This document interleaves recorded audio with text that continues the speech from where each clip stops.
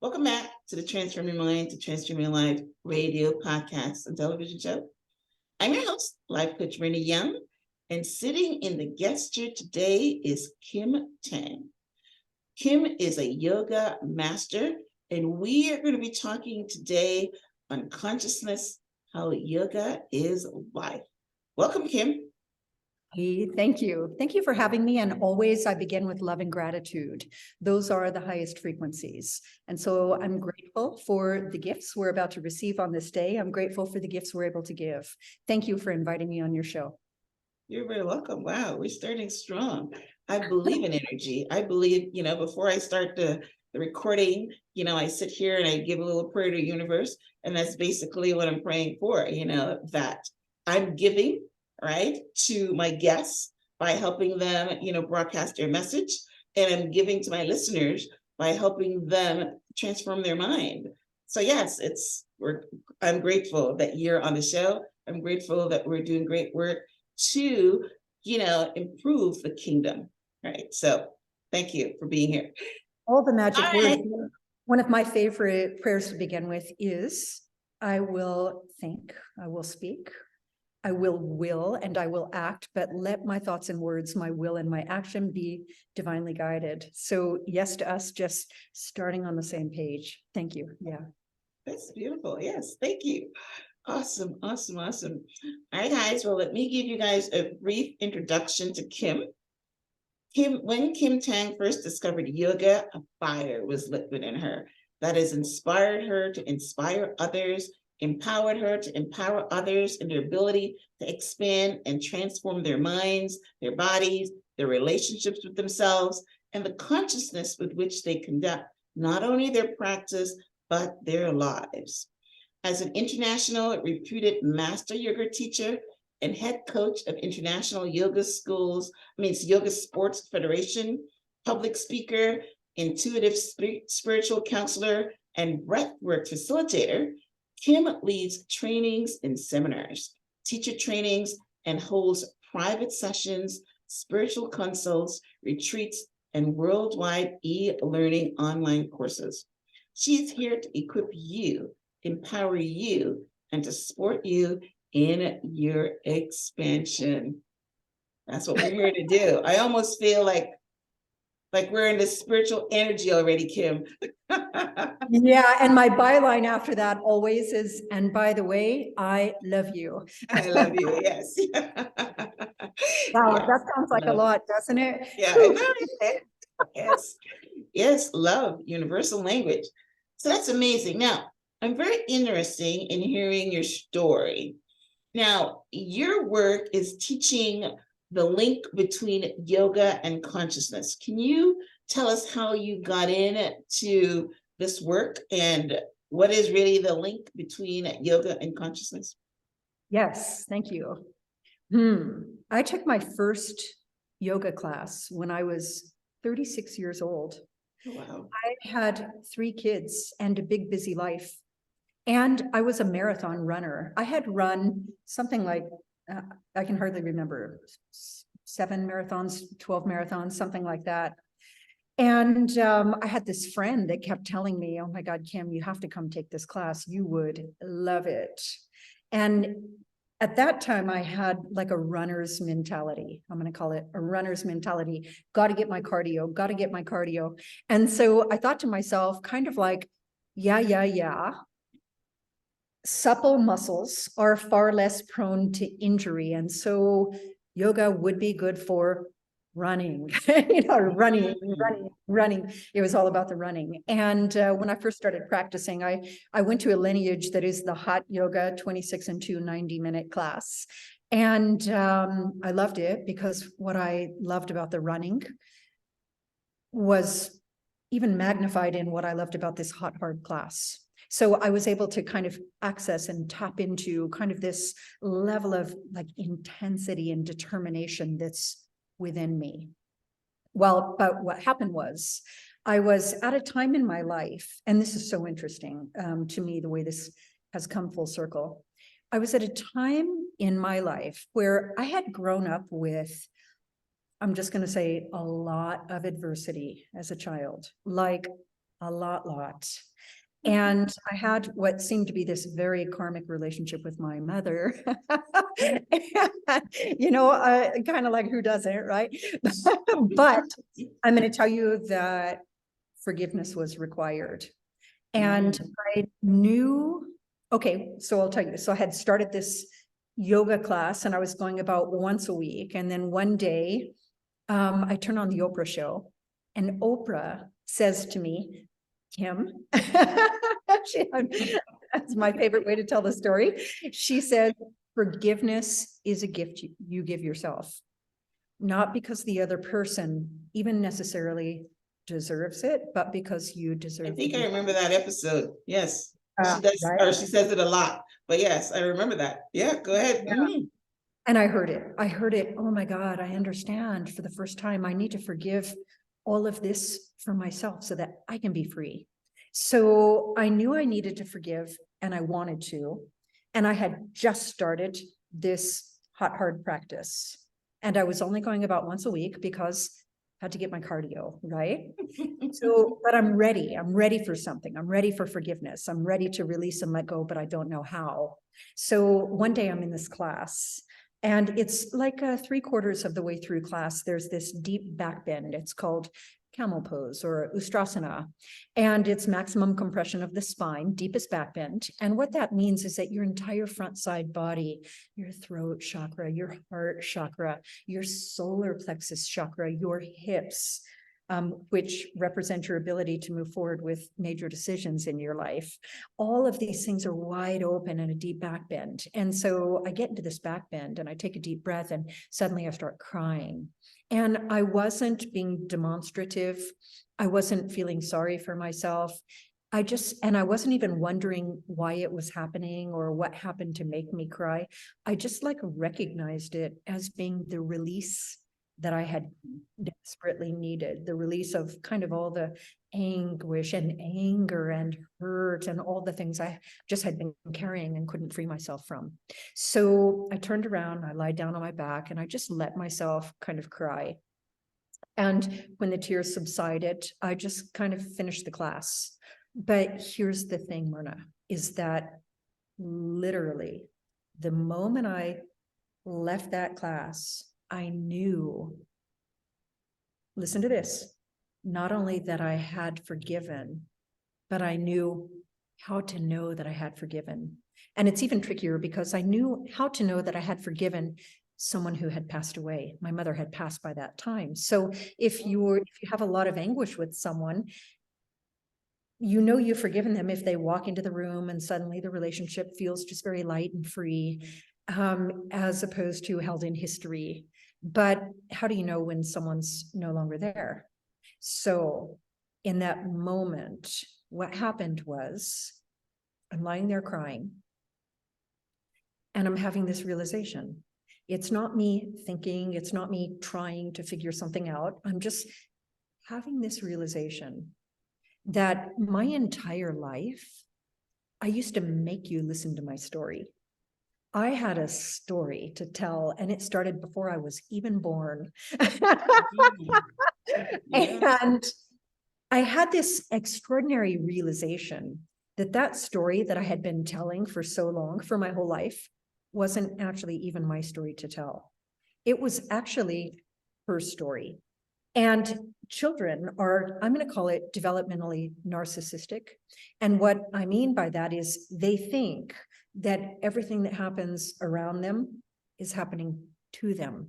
And so they take the story, in this case, how much more intimate can you possibly be than the story of your mother? They take this story as their own. And remember, in life, it's all about your relationship with yourself. And so we don't see things as they are, we see things as we are. And so we take a self-perception and we project it into the world to probably co-create by default the world that we see, right? We're the creators of our world. And so when we are projecting, and by the way, we're getting into consciousness, and so I better slow down. When we start to project our self-perception based on a narrative that we've crafted, rooted in somebody else's history, then I will guarantee you we're perpetuating the patterns rather than kind of learning what we've chosen to learn through. So, so back to the forgiveness, back to the forgiveness. And that is that I had this realization like, oh my God, that's not even my story to tell. That's her story. And when I realized that that was actually her story I had been telling from my narrative, then I went, oh my God. And the natural response was extraordinary compassion for her. I realized how much she struggled and suffered. And the natural response to that realization was compassion. But the other thing that happened, and the way that I say to you, I knew not only that I had forgiven, when my natural response to the realization that that was her story was compassion, then I knew how to tell that I had forgiven, because that story that I used to make everyone listen to, like, you don't know me unless you know what I've been through. You can't understand me unless you understand everything that's happened to me. I That's why was it's good to read, yes. You're saying a lot of things that I remember, but I want to circle back quickly before you go any further. So the breath work is what made you release that, because I know you're also a breath work practitioner. So when you breathe it in by doing that pose and you open up all your chakras, is it the breath that helped you release that out, or what do you think happened there? okay. So let me do this, just because I understand the way this information is organized. I'll finish the one-liner on that, and then we'll start the conversation that addresses the question. So in that moment of knowing that I was free and that I had forgiven, that story I used to tell, it kind of like vanished. I now realize that's her story, not mine. And if you knew me, that's not the story I would write for myself, right? I get to write my own story, and I wouldn't want you to know hers as me, because that's hers, not mine, and so on and so on. So it was like terrifically empowering to know that I am the creator of my life, and I don't need to kind of take on her narrative as my own, and all the whatnots. And so the amount of forgiveness that I have been in realization of through that practice of yoga has been astounding, in the way of all forgiveness, not even of just personal relationships, but frankly, like understanding forgiveness of humanity as a very high way of being. So that, when all of that happened early on in my yoga practice, then I started reading every book I could get my hands on, and not even just specific to asana or hatha or doing postures, and not even just specific to the lineage that I came through, but all yoga. I moved out of running and I started practicing, and the practice just, I'm going to say it picked me. It wasn't because I was being compulsive. It was because I was remembering and being able to access some greatness within me that I kind of knew through running marathons, through that kind of move, like pounding the pavement and moving with breath and tapping into the determination and all of the things that came with that. That turned out to be just scratching the surface compared to the depth. And this is a great segue into your talking point, the depth that I found actually by standing still on my mat was far greater than pounding the pavement for 26 miles, ultimately 40,000 miles over the course of, running for 20 years, whatever it was. So yoga, the practice of yoga right now, there are 8 limbs of yoga. And right now we're kind of speaking specifically into a specific branch of yoga called asana, which means, like, what it looks like today to most people in America is that you go to a studio and you take a class where you do postures. And I am going to tell you that that is the integration of mind, body, and breath. And I am going to tell you that the breath is the bridge between the mind and the body. And ultimately, I used to think that yoga was spine centric, and now I know that it is mind centric, and I know that you can use your breath literally to regulate your central nervous system. And so there's a lot of that going on just in any class that you might go to. It's like the benefits you receive on the unseen levels are immeasurable. And the ones that I'll bring in also to address the conversation of consciousness, hashtag consciousness. And that is that what I like to say, my quote, one of my quotes from my wisdom deck is, the consciousness with which you conduct your practice is the same as the consciousness with which you conduct your life. Learn it on the mat, use it in the life. I'm going to make a note so I don't forget to tell you a story. And I want to tell you that there are 5 aspects of the mind that we are cultivating on a yoga mat when we take a class and do postures: self-control, determination, patience, faith, and concentration. And those are the aspects of the mind that we cultivate in the way that, don't worry, I'm going to start to expand and draw all these in the way that the body is a learning device for the mind. So this is really important. I want to tell you what it looks like in a really practical example. And this is a true story. Okay. So I used to own a studio, and I had a student named Jimmy. And Jimmy was a very, very, very enthusiastic student. And he was really, really tall, like 6'4". And he would always get right in the front row, right to my right hand here when I'm teaching. So Jimmy is right there. And there's this kind of squatting series in the class that is kind of an athletic posture. It elevates the heart rate, it strengthens and tones the muscles. And I'm going to call it strengthens the muscles that supports the bone joints in a position of alignment. So at any rate, Jimmy was very tall, and with his proportions, that squat series would just do him in every time. And so what would happen is virtually every single class, he would fall down at first. And it became predictable that the guy in the front row was going to fall during this squat series. And yet Jimmy came with all of his heart and all of his desire to really learn this and understand it. And so one day we were sitting in the lounge before class, and he said, "What can I work on today?" And I said, "Jimmy, here's what I want you to do. I'm going to give you all kinds of permissions. In Awkward Series, which is the name of that squat series, it's a 3-part posture. I said, I want you to do something different. I'm going to give you some choices. So either I want you to sit down in the chair, figuratively, and only hold it as long as you can without falling out, and then come out early if you need to. Or don't sit down as low and stay the entire time. Like whatever that needs to be. If there's another option you can think of, you have artistic license. Whatever that needs to be, you're going to stay standing during that series." And he said, okay. So literally that day, with that set of instructions, he actually sat down in the chair all the way and held it the entire time and didn't fall and never fell again. And here's the point of it.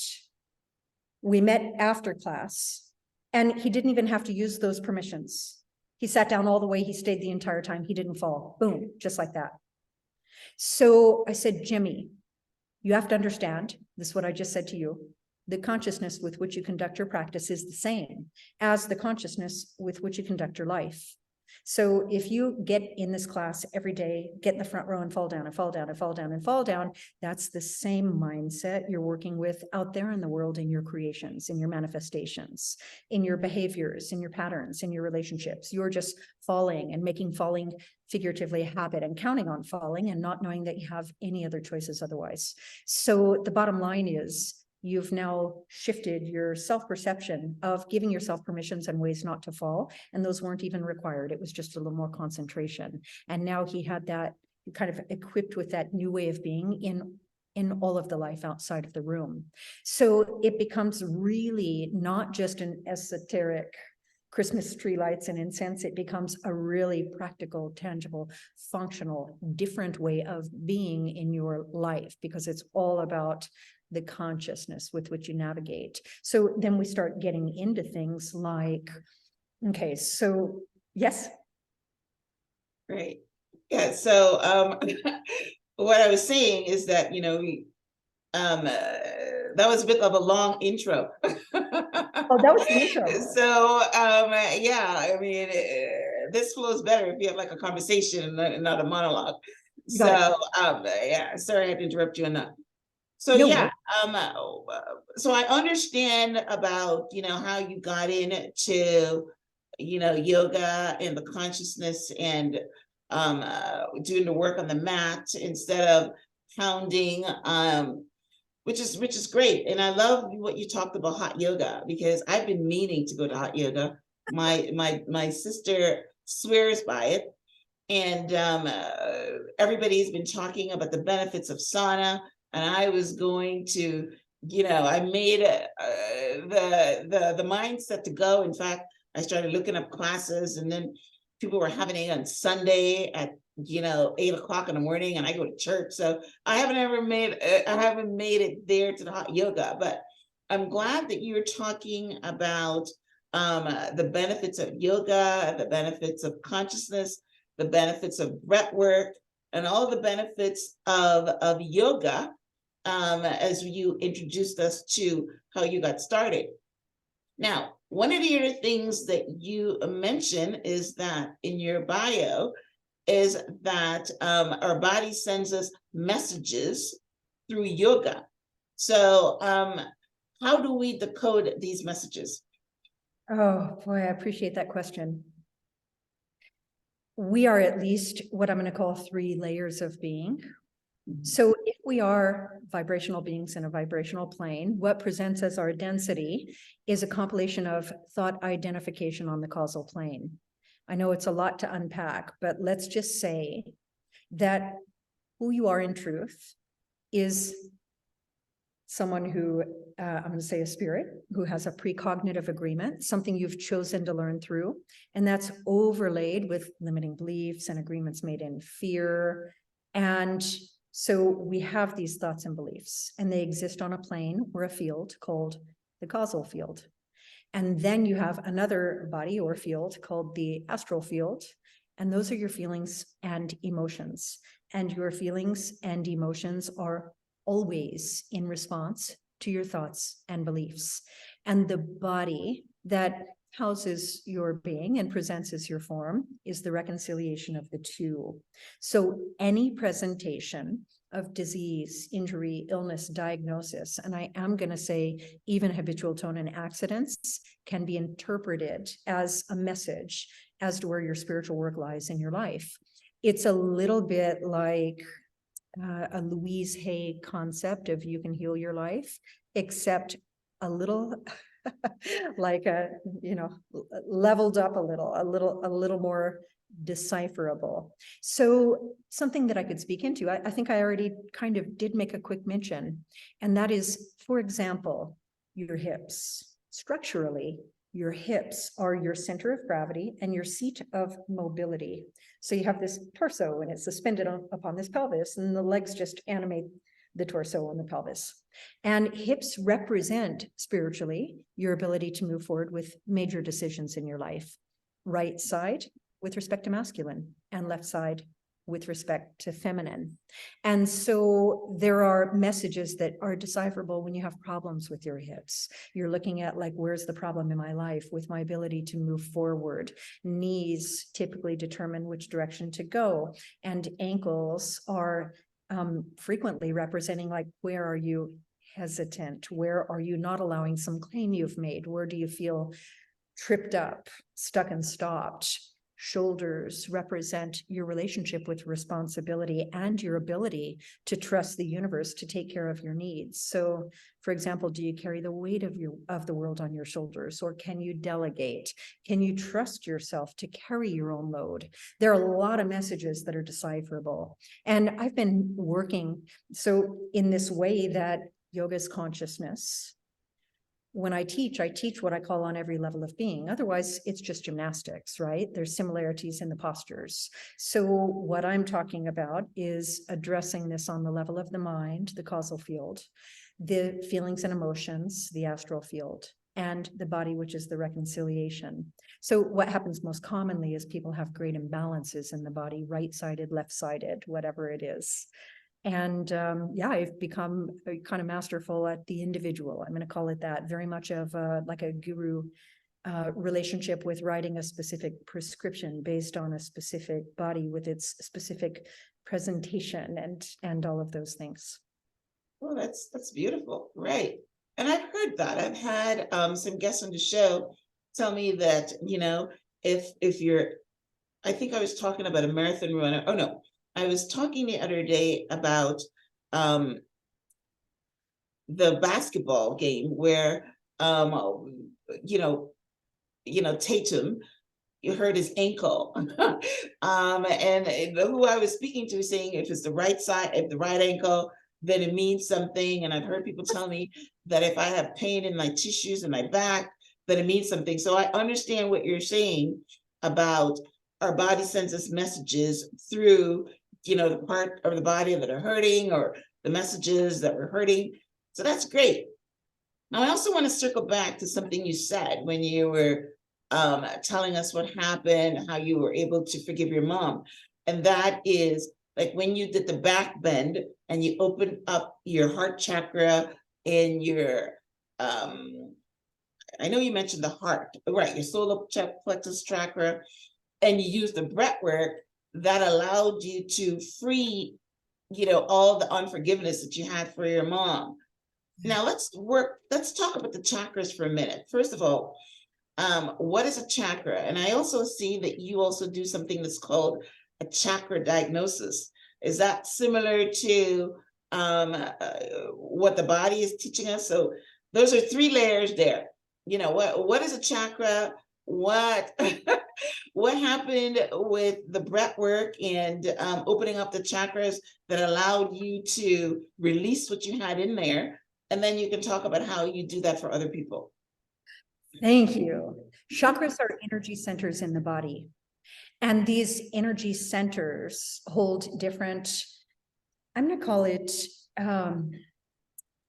qualities of being. And I'm not just going to say human being, because the higher chakras represent our connection to ourselves as divine beings. So the chakras are energy centers that possess or characterize our qualities of being, and they are decipherable and discernible in the ways that we live our lives through, again, habits, behaviors, relationships. You can really tell where someone is open and free flowing and fully expressed, and where someone is maybe, sometimes they call it blocked, sometimes they call it underactive or overactive, but it's actually decipherable. So that's the first thing. And if I were to say, how was it that the breath played the key to opening or turned the key to opening the chakras in that moment of forgiveness, the magic ingredient was the willingness and the readiness. I was ready and willing to let go. I understood that I wanted to, that I needed to, that I was intending to. I just didn't know how. And then I found it magically in a back bend with some deep breaths. And it was able to release because, frankly, because I let it. And that actually becomes another important talking point that we might be able to get to. Oh, as a matter of fact, it's now in the third question would be another good way to bring it in. I'm going to tell you that, how do I do that for other people? I do it. So this is, I don't want to say it's funny, but now when people say to me, you know, what do you do? You know, that question, what do you do? I can't just say like I'm a yoga teacher or all the other things I do. I facilitate alchemy, meditation, alchemy of breath, quantum healing, hypnosis technique, collaborative with Yoga Sport World Global certification. So it's not just a list. It's not a list of the modalities I use. The answer right now to what do you do is like, Well, I be myself in the form of anything that presents. And so frequently I share myself in the form of yoga, and frequently I share myself in the form of quantum healing hypnosis or breath work.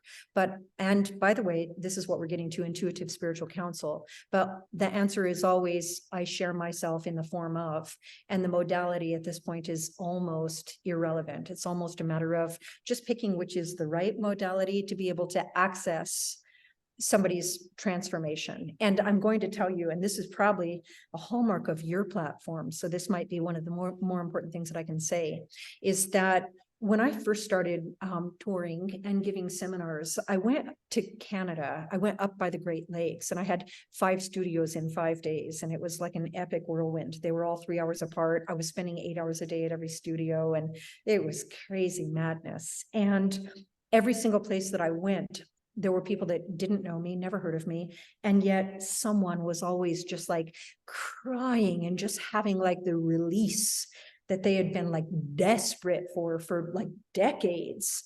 And I thought like, no, actually what is happening here, that this is happening everywhere I go. And I literally was able to discern in the way that self-cultivation leads to service. It's something I did for myself. And so now I share myself with others in the same form. And that is that you can facilitate transformation through a field of trust with no judgment. So here's the thing. Everyone, you, me, everyone can feel when they're being judged. You can feel it. And when you feel that you're being judged, there's some kind of a defense mechanism that doesn't let you be vulnerable and share your pain or show your pain. So to create a field of trust in the absence of judgment is the way to facilitate transformation. So the thing is that everywhere I was going, I was sharing myself in a way that every single person in the room, no matter how old or young, no matter the level of practice, everyone in the room in some way could relate to me and see some aspect of me in themselves or themselves in me. And they trusted me, and they clearly know that I know what I'm saying and what I'm doing. And so they trusted me to let me support them in facilitating transformation in a field of trust with no judgment. And so so there are many ways to support people in their transformation, and that's how it happens in a yoga room. I think that your third question was, how do I do that with chakra diagnostics? And I'm going to say primarily through intuitive spiritual counsel, or I mean, frankly, the power of observation. And I'm not talking about judging people. I think we'll have to have that brief conversation toward the end. And that is that when you start to understand the causal plane, so your self-perception with your limiting beliefs and agreements made in fear, and the way that that projects in your life. So when people share themselves with you on every level, and you look at patterns in the life and ways that they're up against themselves in the form of what they've chosen to learn through. And by the way, with the blessing that every single human being has the right to be exactly as they are, with everything they've chosen to learn through and everything that they're up against. So when you have the ability to see somebody on every level and in their entirety, you can kind of discern by the patterns and the relationships where they're open, where they're scared or stuck. It's fear that's holding it back. Yeah, so that sounds like almost Reiki work, right? Because yes, I do know that each chakra or each energy system represents something. Like for instance, your heart chakra is blocked because you had unforgiveness.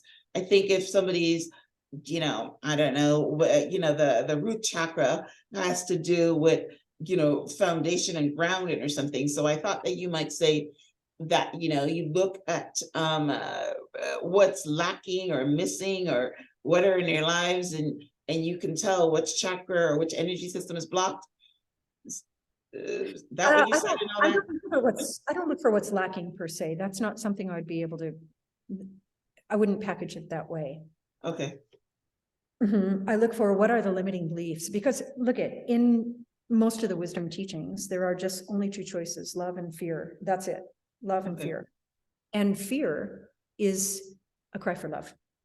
And so if the only choices are love and a cry for love, then the only appropriate response is love.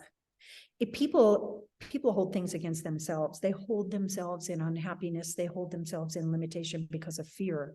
So to be able to get into the causal plane and find out what is the thought that keeps you in fear and what are you afraid of, and those are all big conversations in and of themselves, and then to see the way that that lights up in the life is one way to discern. So really just seeing someone's life and seeing the way they do or don't. Can I So expand? does that fear, that's actually pretty good, but that's true.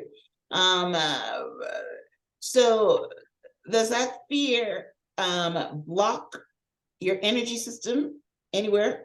Is there a specific chakra that gets blocked when you're fearful? Yes. Or they're all do? Kind of like all of them. Kind of like all of them. So thank you for that. Let me give an example. One of my favorite examples that was really relevant to me on that day of forgiveness was the throat chakra. So if I were to speak into what this looks like in someone's life, first I want you to think of how often it is that somebody thinks one thing but says something different, or they say one thing and they do something different. And by the way, we call that passive aggressive in psychology. Or how about this? Something is not okay with them, but they don't say anything about it. Or something is not okay with them and they just let it fester, fester, fester. And the only way they can speak a truth is if they blow. Or if they're indirect, like they tell someone who they know will tell someone, and so on. So all of these are like blocked ways of being. So in the way of what I'm going to call spiritual integrity with respect to a throat chakra, are your thoughts and your words and your feelings In alignment. I got it. Yep. Right. So if someone is telling you that, there's this thing that's going wrong, but they never say anything about it, then there's something going on there. And what are they afraid of? And typically, by the way, there are only a few things that you can be afraid of. So one fear is what I'm going to call fear of, or a loss of stability and security. Like maybe you would lose a job, or maybe you would lose a relationship that supports you. Maybe you would actually be afraid for your ability to support yourself. Maybe you're afraid that you would be seen differently if you said something. They would no longer like you. They would no longer love you. Or maybe you're afraid of losing some aspect of yourself that you value or identify as, or a way that you like to be seen, and you're afraid you will no longer be seen or held in that light if you say something. So there's really only a few things that you can be afraid of, and you've got to get really way to the core to find out, for example, why people stay for a lifetime in an unhappy marriage and don't say anything about it, or the way that this just shows up in the life is uncanny. And those are the ways that chakras can be I call it chakra diagnostics. They can be kind of diagnosed as to what the fears are. You can get to the fear on the causal plane, and you can do whatever spiritual work is required to open that up. So whether it's forgiveness, and by the way, maybe I'll speak into it quickly. Forgiveness. There are at least 3 levels of forgiveness. And the first level of forgiveness is hard enough to forgive, like a perpetrator that you've perceived has caused you harm. So if you have a perpetrator victim perception, and then the second layer of forgiveness is self-forgiveness. And frequently people think to themselves, well, why should I forgive myself? I'm not the one that did it. I have nothing to forgive myself for. But the answer in some cases is like forever believing that it was true, that you're unworthy, that you're unlovable, that if you don't put up with that, nobody else will love you. Or what Oprah says, forgiving yourself, unforgiveness is like drinking poison and expecting the other person to die. Yes, it is for you. Yes. And then the highest level of forgiveness is the biggest spiritual picture, that there's nothing to be forgiven, right? Everything is neutral in the biggest spiritual picture on a vibrational plane of projection of self-perception and those levels of consciousness that we started to speak into. Yeah. All right. So so we've come full gamut. Right. So tell us about your work as a master yoga teacher. What do you help your clients with? Do you have Thank a you. course or anything that you do? There are many things I do. I think I want to do some myth busting real quick. And that is that if people were to look at my website and look at my postures, they would immediately go, oh no, I'm not advanced enough. And that could be farther from the truth. Kind of the master teacher can take kind of like everyone, the most scared, broken, stiff, calcified, maybe with prosthetics, 70-year-old who's never done yoga before. And then the 20-year-old natural, flexible, bindi girl that wants to be a champion of the asana championships. And have that broad range to be able to speak to everyone from the extremes. And I'm going to say, and on every level of being. So first and foremost, I serve everyone. I serve in many different types of yoga. So I think the answer to your question is this. So a Venn diagram, let me describe that for the listeners. Let's say, for example, that you have two circles and they're side by side and they're the same size. And they come together so closely that they start to overlap and form an almond shape overlap in between. One side of that circle is all things yoga. One side of that circle is all things spirit. And not everyone who practices yoga knows that they're on a spiritual path. And not everyone on a spiritual path actually does yoga. But there's this vast overlap where people are starting to understand that yoga is, in fact, the journey through the self to the self. It is the spiritual work, the spiritual reorganization of the 5 modifications of the mind, as well as just self-love, self-acceptance, so that you have more love for humanity, more acceptance of humanity, and so on and so on. So what I do in the way of yoga, if it's learning postures, I have an entire massive video platform on my website. I also do private sessions, and those are for anything and everything. It's listed on my website.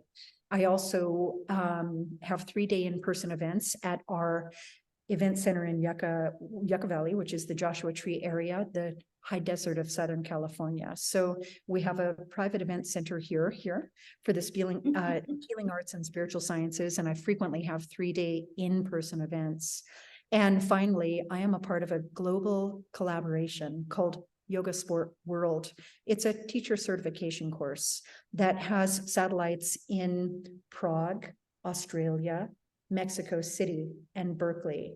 And I'm a collaborator with some of the senior most international teachers in the world.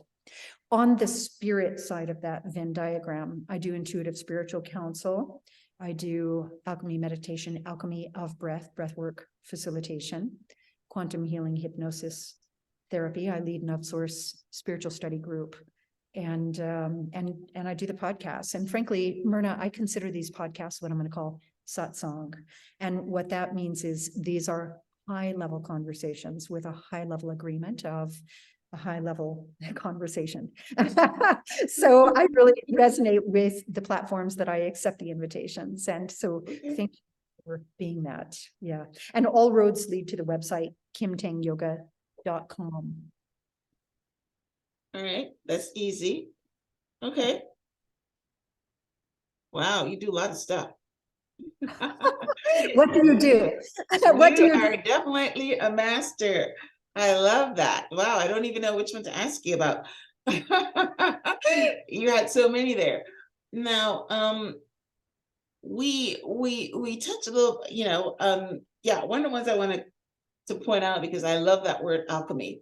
I read the book, The Alchemist, and whenever I hear the word alchemy, I'm thinking of transforming lead into gold, or transforming some part of you that needs transformation into the highest possible self. So what is alchemy yoga?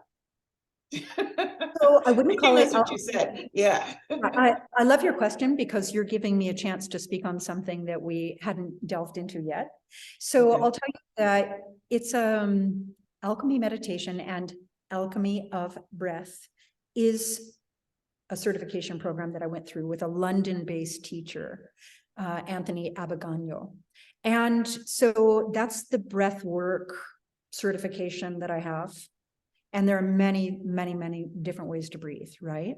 So, but what I want to talk to you about is that word alchemy and alchemize. I I love love it. it. And I want to tell you, It's really my favorite word. okay, so maybe it's a great keyword. Mhm. And I want to tell you that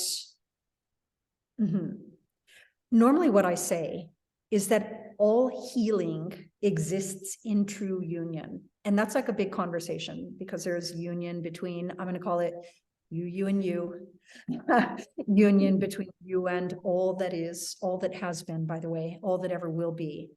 And so in this ways, and especially since we've already introduced the causal plane, I want to tell you that memory is malleable.